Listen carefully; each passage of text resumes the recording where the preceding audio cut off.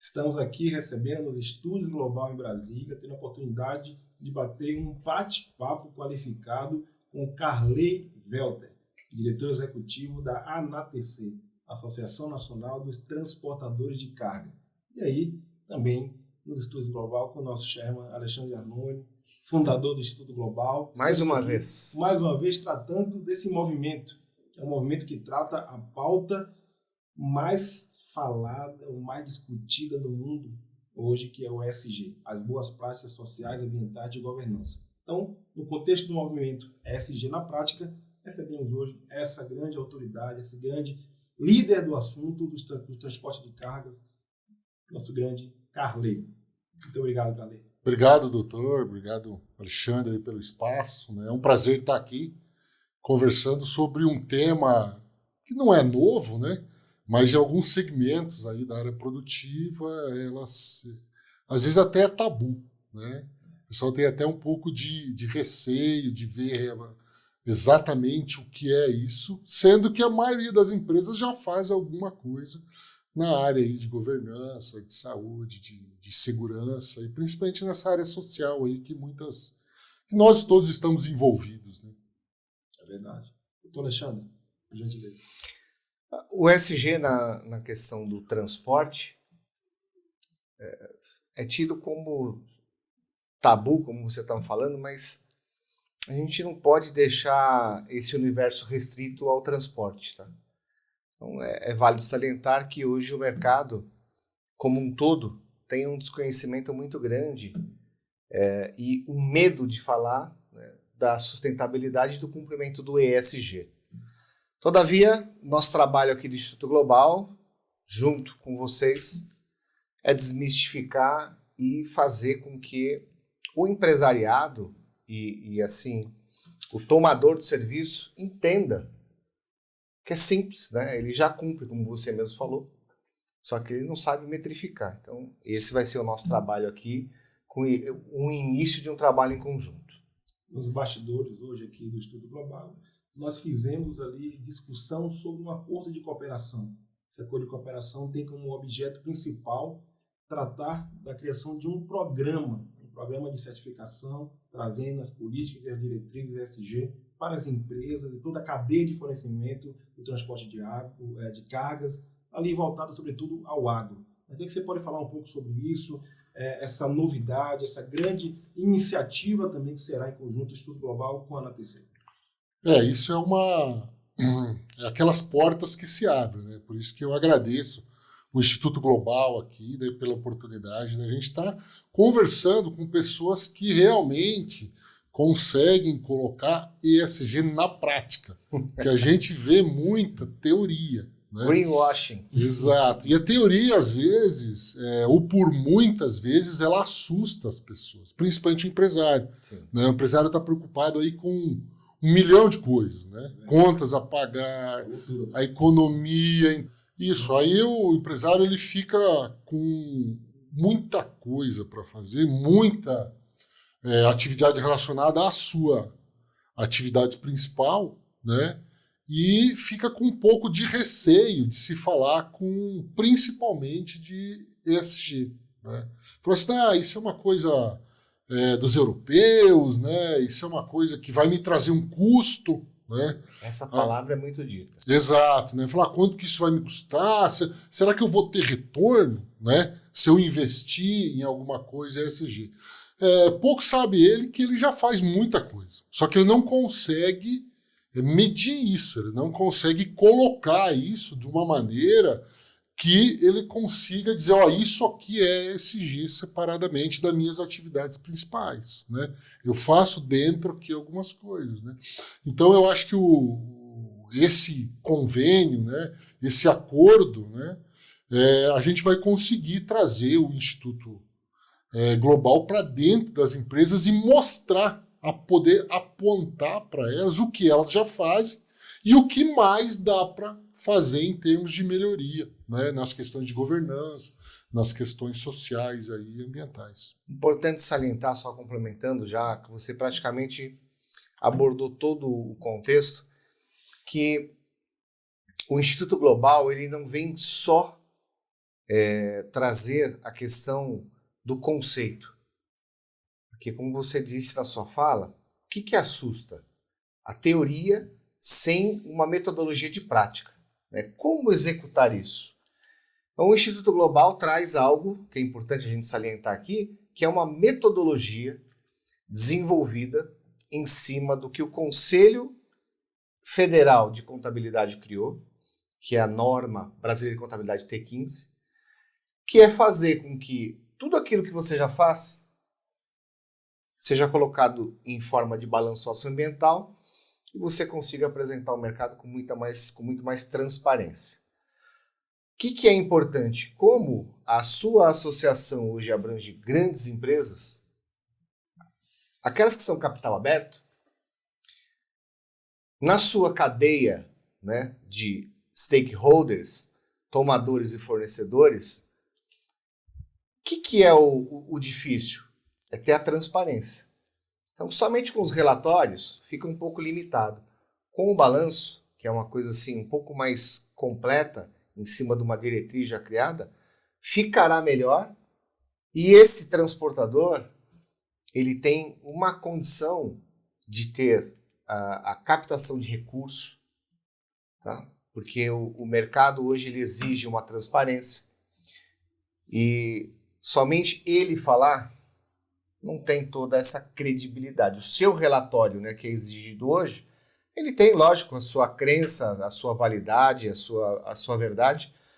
Só que um terceiro realizando um trabalho e aclarando para o mercado quem ele é, o que ele faz de ESG, porque você falou, ele tem o receio de ter que, fora tudo aquilo que ele já cumpre, que é difícil, né?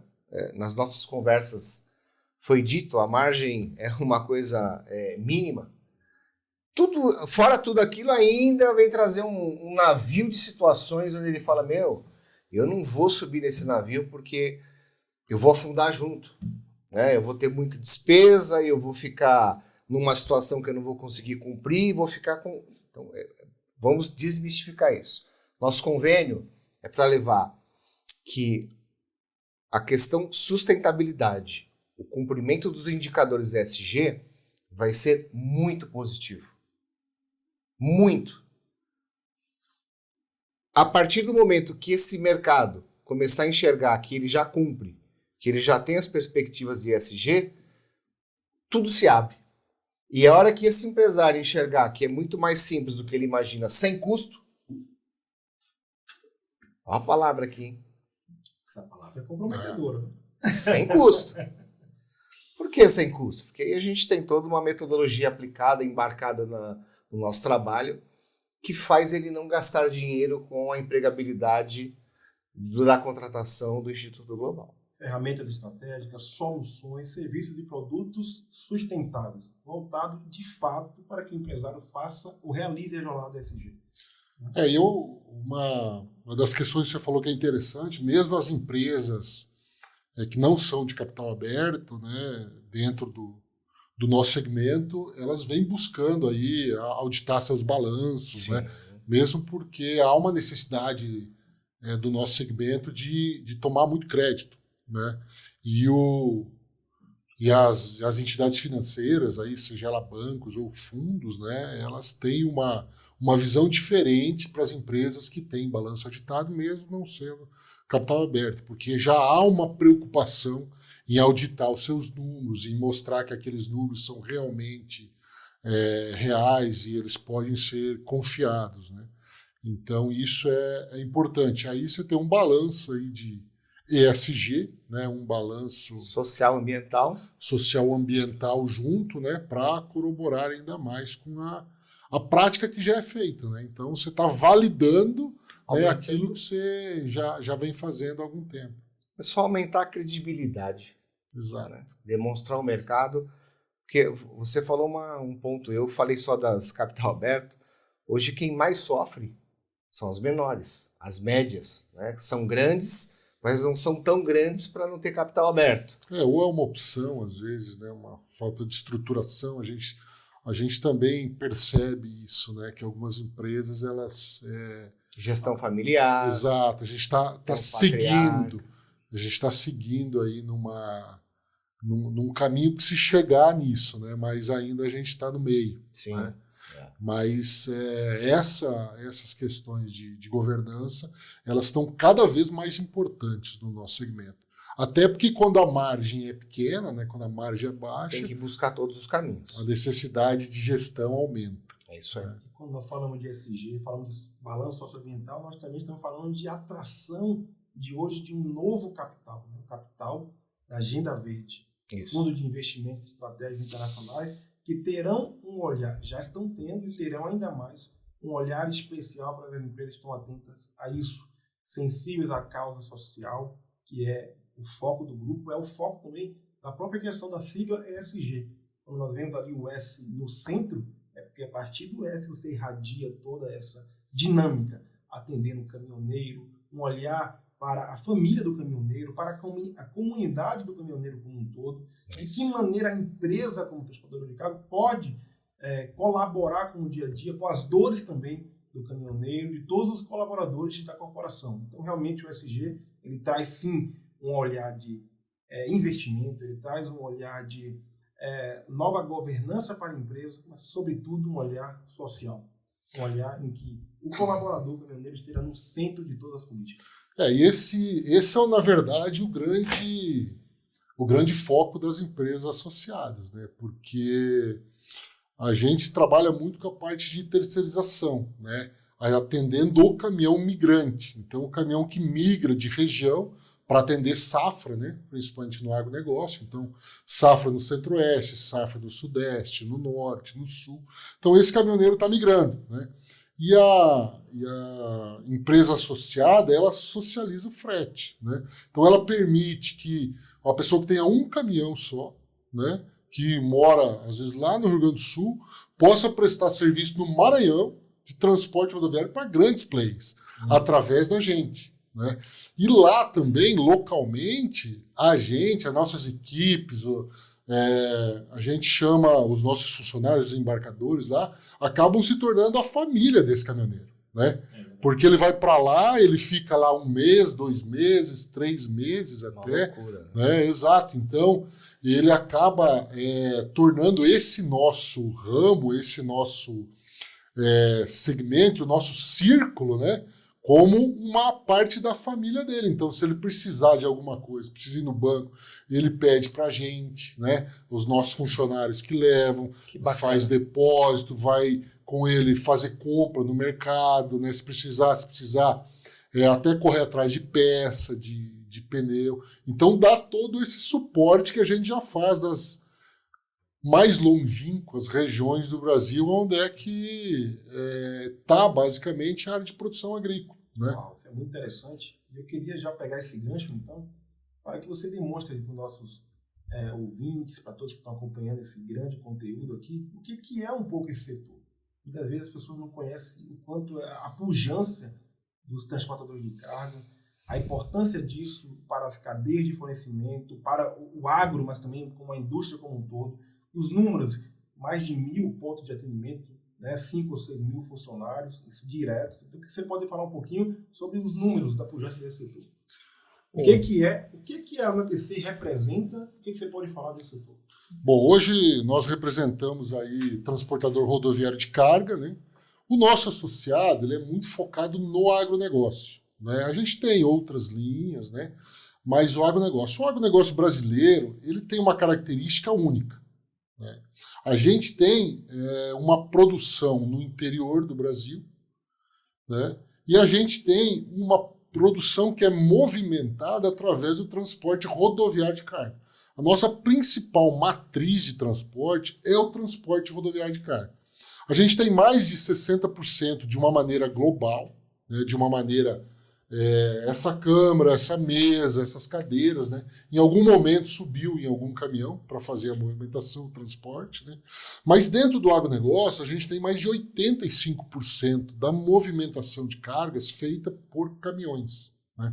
Porque eu não consigo ter um trem em toda a fazenda, eu não consigo ter uma hidrovia em toda a fazenda. Para chegar no trem precisa do caminhão. Preciso do caminhão sempre. Pela própria essência do Brasil. Exato. Contexto histórico. E como o Brasil é muito grande, né, e o agronegócio ele é muito diversificado, ele permite aí você produzir aí do sul ao norte, literalmente, no Brasil, a gente tem migração de caminhões. Né? É um fenômeno bem brasileiro, né?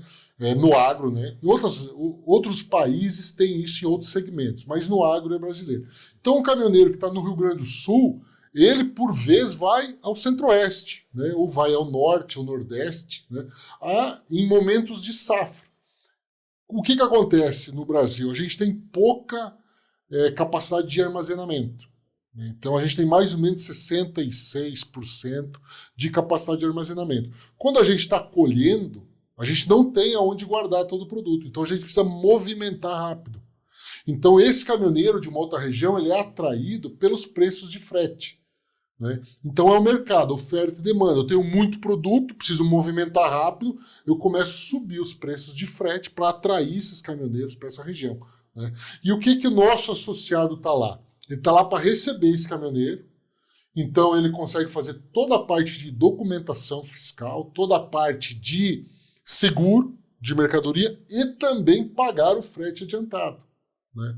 Então a gente consegue servir esses caminhoneiros que são migrantes, né, em todas as regiões do Brasil. E a gente faz isso... Praticamente o caminhoneiro não se preocupa com nada. Com nada. Ele só se preocupa em ter um caminhão adequado, com segurança, exato, chegar no ponto... carregar e descarregar. Né? Você valida ele? Eu valido ele. Valida. A gente tem empresas internas, tem empresas externas também que fazem prestação de serviço da área de cadastro, né? Então, muitos caminhoneiros ficam com um problema, né, de não conseguir se validar numa empresa. A gente ajuda também no que, se for problemas mais simples, né, a gente acaba ajudando ele para que ele consiga regularizar a sua situação e voltar ao mercado de trabalho. Isso é uma função também, porque é mais fácil você recuperar alguém que já entende do segmento do que colocar alguém novo no segmento. Né? Claro que tem alguns que acabam saindo do segmento por outros problemas, né?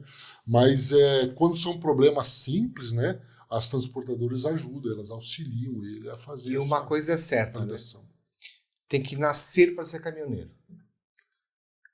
Não tem muito como você transformar. Você não vai pegar um motorista de carro, transformar ele em caminhoneiro nunca. É muito difícil. Não tem como. Você pode até fazer essa atividade quando ele vai fazer uma rota fixa. Né? Tá todo dia em casa, né, do ponto A para o ponto B perto. Agora, esse herói que sai da casa dele, que deixa lá a família... Meses, né? Ano após ano. Tá louco. Enfrentando 1001 dificuldades. Não tem de dormir, não tem de ir no banheiro, não tem de comer. Né? Fora os riscos, né? Fora os riscos de acidente, o risco de roubo, né? De ser enganado por alguém e fazer um frete e acabar sendo assaltado, que acontece, né? Roubado. Então esse é um negócio meio que tem que nascer para isso. Né? Não é uma profissão para qualquer um, não. Não. O meu pai foi caminhoneiro quase 40 anos, né? E eu sempre brinco, ele nunca falou que estava bom. Mas ele nunca falou em parar também, no segmento. Né? Ele nunca se imaginou fazendo... Quem já está na veia, o bichinho do caminhoneiro, né? Aquela coisa de sentar na boleia e rodar lá 1.000 quilômetros, 1.500 quilômetros num dia, aquela loucura. Tem até uma piada, né? Que eu contava pro meu pai, ele falou assim, que o caminhoneiro achou uma lâmpada, esfregou e saiu um gênio. Ele falou, tem 3 desejos, aí o que você quer? Carregar, descarregar e carregar de novo. E poucos sabem em casa, né, quanto custa um caminhão, né? Hoje em dia... Poucos sabem quanto custa um caminhão. Podemos dizer que você olha o caminhoneiro, o cara é milionário. Tem um caminhão que vale milhões. Às vezes. Se ele tiver um caminhão, ele é milionário. Ele é milionário. Todo caminhoneiro, então a gente pode dizer aqui, já era um corte até no podcast aí, o caminhoneiro é milionário. Pelo menos o equipamento dele é para mais de 1 milhão. Exato. Entre cavalo e carreta é mais de 1 milhão. Hoje em dia é 1.200.000, 1.400.000, dependendo do modelo aí que. E o pessoal acha que ele é um Zé Mané. Não é um Zé Mané. Olha, milionário. Essa aí pode gerar. Esse é uma atividade que um caminhão fatura aí de 80 a 150 mil por mês. Uau. Né? Então, um bem que se paga em um ano. Não é assim. Não. Não é assim. Isso é bruto, né? É bruto, É tem um bruto, custo da bruto, operação. Isso é louco. Mas não vamos entrar nessa linha. É. A parte agora, então, nós podemos compreender que a ANATC ela interfere diretamente no dia a dia da família do caminhoneiro. A ANATC, nós vemos hoje um caminhoneiro nas ruas do Brasil, de alguma forma a ANATC, as empresas da ANATC conectou aquele caminhoneiro com as grandes corporações, grandes empresas do agro, indústria, e isso move a economia. Hoje a gente faz um faturamento de mais de 2 bi por mês, né? A gente faz mais de 20 mil cargas dia. Né? Então, todo dia a gente um número de a gente respeito. fecha negócio com mais de 20 mil caminhoneiros, né? E a gente coloca na economia, só em termos de frete, mais de 2 bilhões todos os meses. Aí. Isso reflete em carga equivalente a quantas vezes mais? A gente, na verdade, precificar e quantificar o agro é um pouco difícil para o nosso. Porque o agro produz mais ou menos 300 milhões de toneladas de grão. A gente puxa 150, né, num ano, os associados nossos. Puxa 50% do volume, né? Só que às vezes uma carga ela é transportada mais de uma vez, né? Então o produtor rural ele produziu lá 3 mil quilos num hectare, né? É o que ele produziu no ano de soja. A gente tira isso da roça, leva no armazém, tira do armazém, leva na fábrica. Mesmo grão, o mesmo volume. Tira da fábrica, leva no mercado com óleo de soja. Ou leva para o navio. Ou leva para o navio, para o trem. Né? Então a gente acaba, às vezes, movimentando essa carga mais de uma vez. O mesmo. Né? Então a economia que se gera, o ganho, né?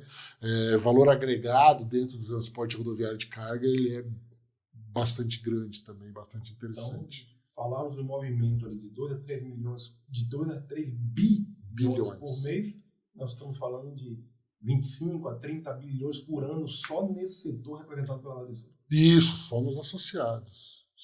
Só na prestação do serviço. Só na prestação do serviço. Só na prestação de serviço de transporte. Isso demonstra a pujança do mercado brasileiro, sobretudo a pujança do agro, que só uma cadeia de fornecimento, só uma cadeia ali da linha de fornecimento do agro. Só agro. E uma parte, né? Uma parte dessa cadeia. Né? São só 33 empresas hoje. Né? Olha, é muito forte. Né? Então, parabenizar o trabalho da ANATC, parabenizar, sobretudo, a ANATC que se coloca aí na vanguarda também do assunto, que é a aplicação do balanço socioambiental nas empresas do transportadora de carga, e isso em toda a cadeia de fornecimento, sejam com as contratantes da transportadora, mas também com o caminhoneiro, até chegar à ponta. De fato, realmente, a preocupação com o social, com o ambiental e com a governança das corporações. Isso é um norte nosso, né? Porque a gente às vezes conversa de caminhoneiro, brinca um pouco, que ele sai de casa e tá longe, mas a gente precisa que ele esteja bem, né? Porque ele já tem essa dificuldade por estar longe de casa.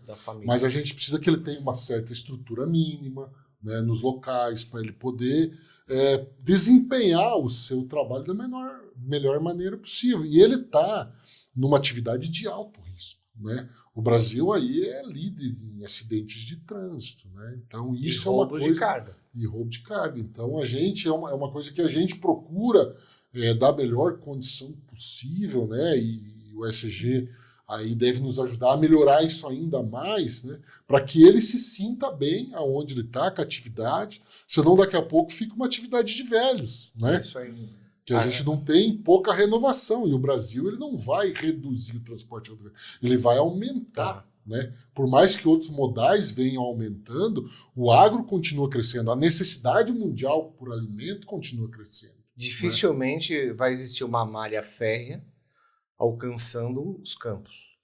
Não, a gente não tem como. Não vai ter.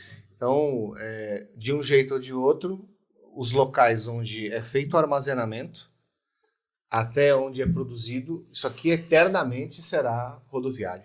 E até por questões, às vezes, econômicas, né? Você tem um trecho mais curto, nem compensa você espichar trilho de trem.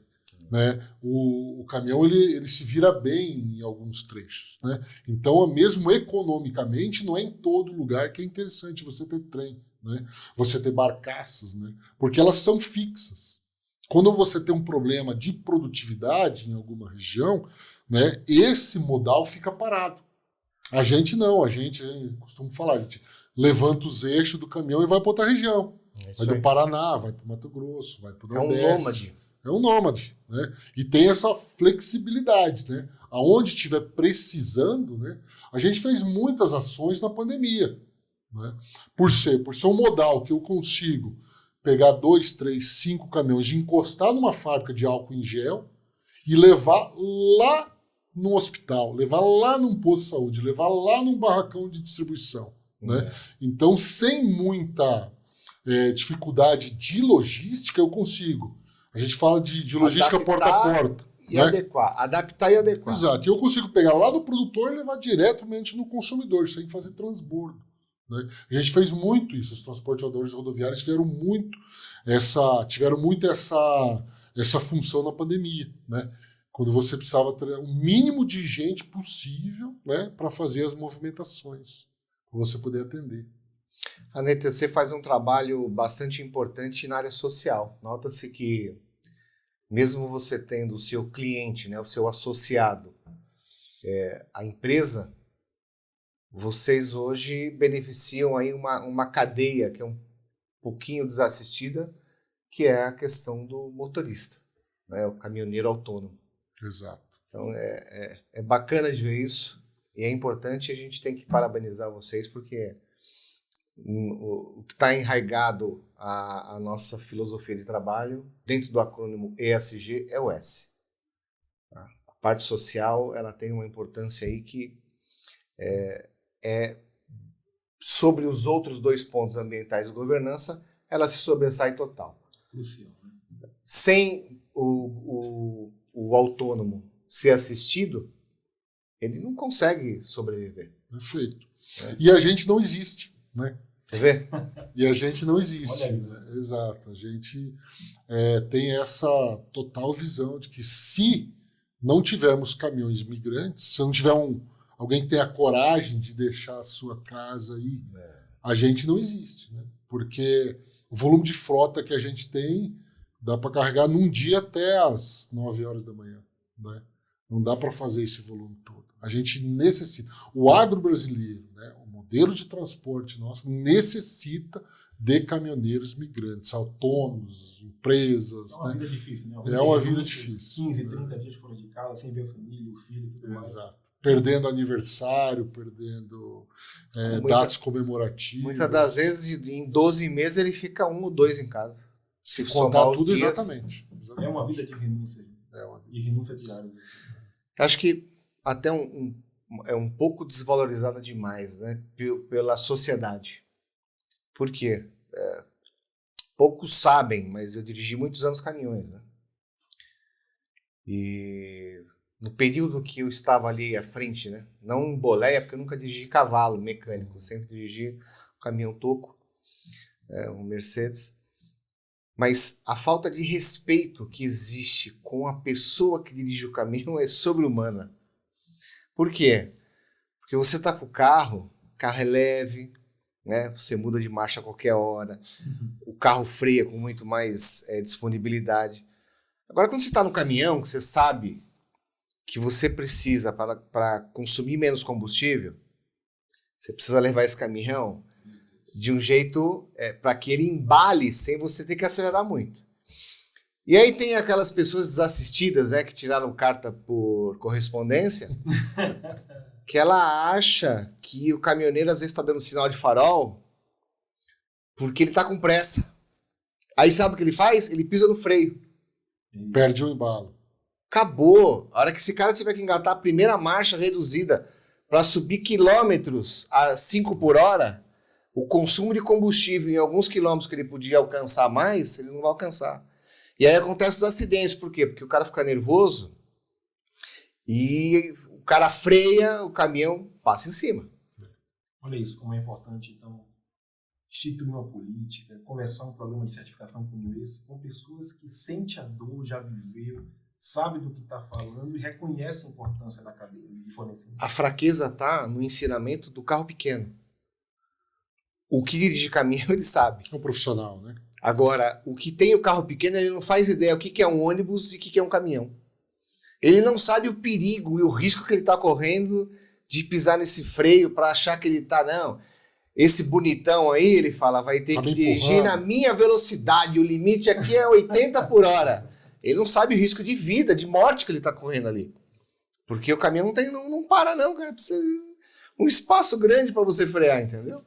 Então, eu acho que até uma coisa interessante que você falou, fazer um trabalho na cadeia do pequeno, quando ele for lá na tal da autoescola, ensina, olha, respeita os mais pesados, porque ele é o que sofre, não é você. Primeiro entenda, quem são os agentes que estão na estrada? Isso. O cara, para aprender a dirigir, tem que falar, tá bom, eu estou compartilhando a estrada com quem? Você compartilha com o caminhoneiro, com o motorista de ônibus, né? Mas por que o caminhoneiro está ali? Ele faz o quê? Qual a missão dele? Ninguém Se respeita. ele entende ali a missão de vida, o que ele está, de certa forma ele vai conseguir respeitar. Quando vê, vai conseguir valorizar, vai olhar, vai dar espaço. Esse é um trabalho do S. Tá? Agora, esse é um trabalho duro. Duro. A gente faz isso há muitos anos, né, por ser aderente total ao nosso negócio, mas a gente vê que o progresso é pequeno, sabe? Você falou, o reconhecimento é pequeno. É zero. Então, quando você vê pátios de locais de descarga ou de carga extremamente lotados, né, sem uma condição até de banheiro, às vezes, né, você vê que a preocupação não é tão grande nesse segmento. Tem que ser aplicado nas escolas, na criança, no adolescente, uma mudança de cultura, transformação social, transformação na sociedade. A sociedade, ela não conseguiu e ainda não consegue ser educada no tamanho e na proporção que se necessita para respeitar o transporte rodoviário. Falta esclarecimentos. E assim, eu não vejo que seja culpa da sociedade.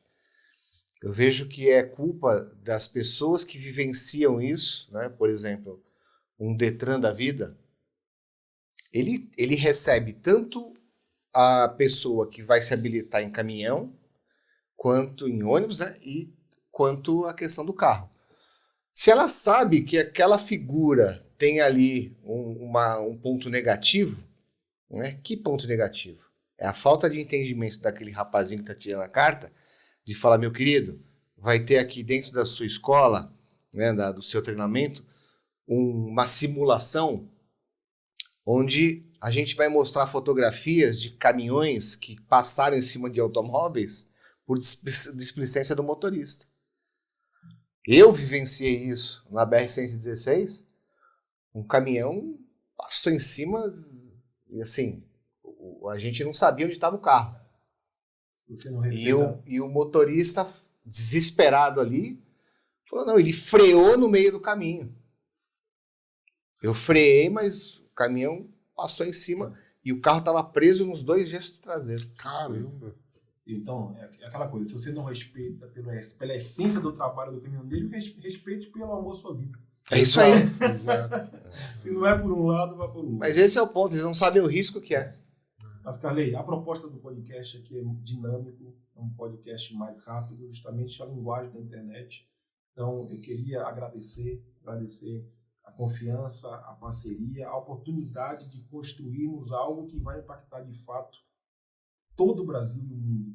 E nós, quando falamos da cadeia dos transportadores de cargas, nós estamos falando, de uma certa forma, uma cadeia de fornecimento que vai chegar ao coração do Brasil. O coração do Brasil. É o que chega o produto no mercado, é o que faz chegar, como você falou, móvel na residência da pessoa, ou seja, tudo de uma forma ou de outra está atrelado ao frete, ao transporte, à logística brasileira. Então, é realmente uma grande oportunidade de trabalharmos, sim, a aplicação do SG, as boas práticas ambientais, né, a peculiaridade do SG avaliado enquanto norma contábil, e aí sim, trazendo as métricas do mundo contábil para o ESG, de modo que possamos enfrentar aí o greenwash que é aplicado, o greenwash que digamos, as empresas têm feito isso até por não ter parâmetros. Nós estamos aqui para desmistificar, para auxiliar o empresário, para auxiliar as pessoas, todo tipo de empresa, no Brasil e no mundo, de que é sim possível fazer de uma forma séria, de uma forma equilibrada, de uma forma sim que o Brasil alcance protagonismo ainda mais nessa pauta. E eu só quero agradecer a você, né, e a NATC pela iniciativa, porque isso é importante, a visão de buscar caminhos, né, a visão de auxiliar. E aí, acho que o convênio vai ser algo bastante importante, tanto para nós, né, como Instituto Global, como para vocês, para nós, porque não atuamos no segmento ainda de transporte rodoviário. Aí vamos ter essa oportunidade de fazer um trabalho em conjunto. Nós agradecemos. E eu que agradeço, realmente, ao Instituto Global, aí, Alexandre e Sócios, pela oportunidade de encarar esse desafio com a gente, né? Porque o Brasil no agro impacta 1 bilhão de pessoas no mundo, né? Então a gente faz parte desse impacto, né? E tudo que a gente puder melhorar aqui acaba chegando melhor no mundo inteiro. Reflete para todos. Exato.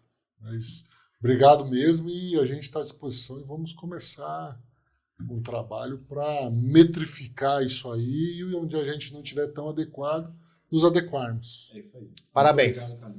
Você fique ligado. Sempre nós trazemos aqui no podcast ESG na Prática conteúdos e convidados com um papo qualificado. Muito obrigado à sua audiência.